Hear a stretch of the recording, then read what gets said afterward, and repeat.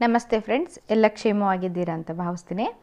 ಬನ್ನಿ, ಒಂದು 100 ಮಾತುಗಳಲ್ಲಿ ಒಂದು 10-20 ಮಾತುಗಳನ್ನು, ಒಳ್ಳೊಳ್ಳೆ ಮಾತುಗಳನ್ನು ಕೇಳಿಸ್ಕೊಂಡು ನಿಮಗೆ ಓದೋದ್ರಲ್ಲಿ ಆಸಕ್ತಿ ಜಾಸ್ತಿ ಆಗುತ್ತೆ ಅನ್ನೋ ಕಾರಣಕ್ಕೆ ಈ ವಿಡಿಯೋವನ್ನು ಮಾಡ್ತಾಯಿದ್ದೀನಿ.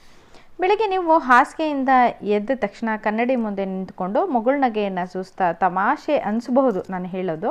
ಹಾಗೆ ನಕ್ಕಾಗ ನಿಮ್ಮ ದೇಹದಲ್ಲಿ ಡೋಪೋಮೈನ್ ಅಂದರೆ ಸಂತಸವನ್ನು ಉತ್ಪತ್ತಿ ಮಾಡ್ತಕ್ಕಂತಹ ಮತ್ತು ಹಿತವನ್ನು ತರ್ತಕ್ಕಂತಹ ಸೆರೋಟಿನಿನ್ ಅಂತಕ್ಕಂತಹ ನರದಲ್ಲಿ ಕೆಲವೊಂದು ವಾಹಕಗಳು ಅವು ಬಿಡುಗಡೆ ಆಗುತ್ತೆ ನಮ್ಮ ಬಾಡಿಯಲ್ಲಿ. ಆಗ ನಮಗೆ ಇಡೀ ದಿವಸ ಚೈತನ್ಯಶಾಲಿಯಾಗಿರೋದಕ್ಕೆ, ಚುರುಕಾಗಿರೋದಕ್ಕೆ, ಉತ್ಸಾಹದಿಂದ ಇರೋದಕ್ಕೆ ಮತ್ತು ಬೆಳಗಾಗ್ತಾನೇ ತುಂಬ ಕರ್ಕಶವಾಗಿರೋ ಧ್ವನಿಗಳನ್ನೆಲ್ಲ ಕೇಳೋದು, ಜಗಳ ಆಡೋದು ಮಾಡಿದ್ರೆ ನಮಗೆ ಇಡೀ ದಿವಸ ಚೆನ್ನಾಗಿರಲ್ಲ. ಹಾಗಾಗಿ ನಮ್ಮ ಕನ್ನಡಿಯನ್ನು ನೋಡಿಕೊಂಡು ಸ್ಮೈಲ್ ಮಾಡಿ ಖುಷಿಯಾಗಿ ಎದ್ದೇಳಬೇಕು ನಾವು ಹೇಳ್ತಿದ್ದ ಹಾಗೆಯೇ ನೋಡಿ, ಮನೋಶಾಸ್ತ್ರಜ್ಞರು ಏನು ಹೇಳ್ತಾರೆ ಅಂತಂದರೆ, ಮನೋವಿಜ್ಞಾನಿಗಳು ಮಾನಸಿಕ ಒತ್ತಡವನ್ನು ಕಡಿಮೆ ಮಾಡೋದು ಬೇಕು ಅಂತ ಹೇಳಿದ್ರೆ ಮೊದಲ ಚಿಕಿತ್ಸೆಯಾಗಿ ಅವರು ಹೇಳೋದೇ ನಗಬೇಕು ಅಂತ ಹೇಳಿಬಿಟ್ಟು ಅಲ್ವಾ. ಹಾಗಾಗಿ ಎದ್ದ ತಕ್ಷಣ ನಿಮ್ಮ ಮುಖವನ್ನು ನೋಡಿಕೊಂಡು ನೀವೇ ಒಂದು ಒಳ್ಳೆ ಸ್ಮೈಲನ್ನು ಕೊಡ್ಕೋಬೇಕು.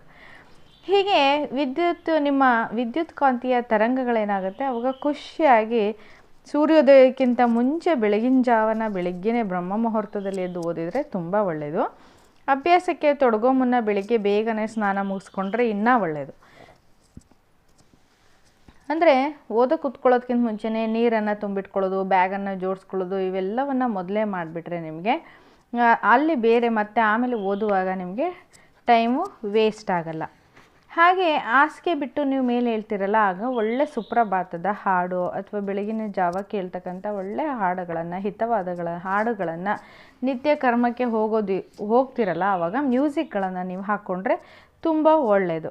ಮತ್ತು ಸ್ನಾನ ಮಾಡೋ ಮೊದಲು ನೀವು ಮಾತಾಡದೇ ಇರೋದಕ್ಕೆ ಪ್ರಯತ್ನ ಪಟ್ಟರೆ ಇನ್ನೂ ಒಳ್ಳೆಯದು. ಅದು ನಿಮ್ಮನ್ನು ಧ್ಯಾನ ಸ್ಥಿತಿಯಲ್ಲಿ ಇರೋದಕ್ಕೆ ಅದು ಸಹಾಯ ಮಾಡುತ್ತೆ.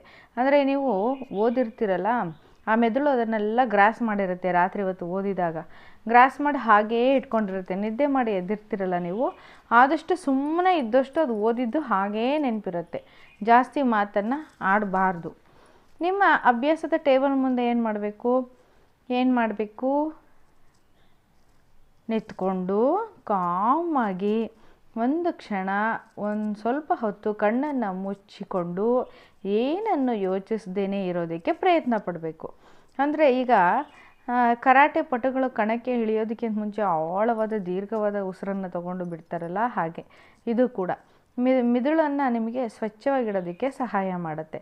ಮೊದಲು ಇದು ಕಷ್ಟ ಅನಿಸುತ್ತೆ, ಆದರೆ ನಿಮ್ಮ ತಾಳ್ಮೆಯನ್ನು ಅದು ಪರೀಕ್ಷೆ ಮಾಡುತ್ತೆ. ವಿದ್ಯೆ, ಓದು ಅಂತಕ್ಕಂಥದ್ದು ಬಹಳ ಜನರಿಗೆ ಏನಾಗುತ್ತೆ ಅಂತಂದರೆ, ಯಾರು ಓದ್ತಾರೆ ಅಂಥೇಳಿ ಎಲ್ಲ ಪ್ರಯತ್ನವನ್ನು ಮಾಡಿ ಬಿಡ್ತಾರೆ. ಆದರೆ ಪ್ರಯತ್ನ ಮಾಡ್ತಾ ನಿಮಗೆ 1 ತಿಂಗಳು ಅಂದರೆ 4 ವಾರ ಆದರೂ ಸಹ ನಿಮಗೇನಾಗುತ್ತೆ, 4 ವಾರ ಆದಮೇಲೆ ಅದರ ಎಫೆಕ್ಟು ನಿಮಗೆ ಗೊತ್ತಾಗೋದಕ್ಕೆ ಶುರುವಾಗತ್ತೆ, ಕೆಲವೊಂದನ್ನು ನೀವು ಅಭ್ಯಾಸ ಮಾಡಿಕೊಂಡ್ರೆ.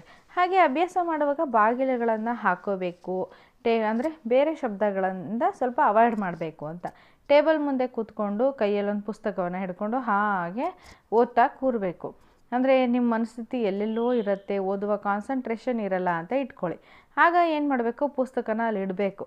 ಇಟ್ಟು ರೂಮಲ್ಲಿ ಆ ಕಡೆ ಈ ಕಡೆ ದೀರ್ಘವಾದ ಉಸಿರನ್ನು ತಗೊಂಡು ಬಿಡ್ತಾ ಮತ್ತು ಒಳ್ಳೆ ಗಾಳಿ ಸೇವಿಸ್ತಾ ಓಡಾಡೋದಕ್ಕೆ ಪ್ರಾರಂಭ ಮಾಡಬೇಕು. ಆವಾಗ ನಿಮಗೆ ಅನಿಸುತ್ತೆ, ಓಡಾಡೋದಕ್ಕಿಂತ ಓದೋದೇ ಎಷ್ಟೋ ಮೇಲು ಅಂತ ನಿಮ್ಗೆ ಅನಿಸುತ್ತೆ, ಮನಸ್ಸಿಗೆ ಬರುತ್ತೆ. ಆ ನಂತರ ಕೂತ್ಕೊಂಡು ಓದಬೇಕು. ಹೀಗೆ ಕೆಲವು ಸಣ್ಣ ಪುಟ್ಟ ನೆಪಗಳನ್ನು ನೋಡಿ, ಅಂದರೆ ತಲೆ ನೋಯ್ತಾ ಇದೆ, ನಿದ್ದೆ ಬರ್ತಾ ಇದೆ ಅಂತ ಹೇಳ್ತಾ ಅಭ್ಯಾಸ ಮಾಡೋದನ್ನು ತಪ್ಪಿಸ್ಕೊಳ್ಳೋದನ್ನು ನೀವು ಬಿಡಬೇಕಾಗತ್ತೆ.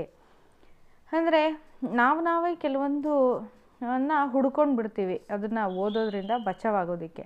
ಇನ್ನು ಕೆಲವೊಂದು ಅಂಶಗಳನ್ನು ಮುಂದಿನ ವಿಡಿಯೋದಲ್ಲಿ ತಿಳಿಸ್ತೀನಿ. ಧನ್ಯವಾದಗಳು.